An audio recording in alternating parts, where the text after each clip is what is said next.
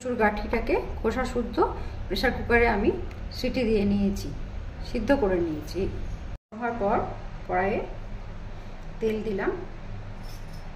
তেল দেওয়ার পর এই যে কচুর গাঠিগুলো সিদ্ধ করা আছে এগুলো আমি হাতে করে একটু প্রেস করে নেব।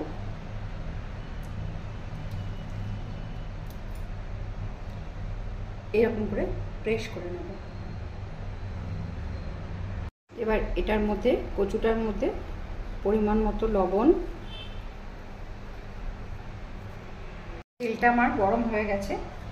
এর মধ্যে আমি রেড চিলি কিমা করে রেখেছি, এটা আমি তেলের মধ্যে দিয়ে দেবো।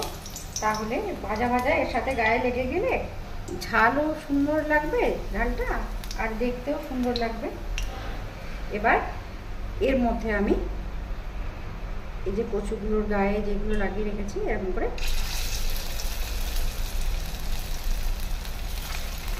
এটা আমার মেয়ে খেতে খুব ভালোবাসে, আপনারা বাড়িতে করে এভাবে দেখবেন।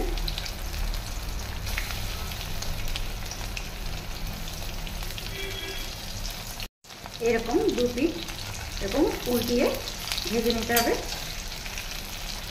খেতে কিন্তু খুব টেস্টি হয়, শুধু চায়ের সাথেও খেতে পারেন, আবার ভাতের সাথে প্রথম পাতেও খেতে পারেন। হচ্ছে গাঠি কচু ফ্রাই, খেতে অসাধারণ। বানিয়ে দেখবেন, খেয়ে দেখে তারপর আমাকে কমেন্ট করবেন। Thank you.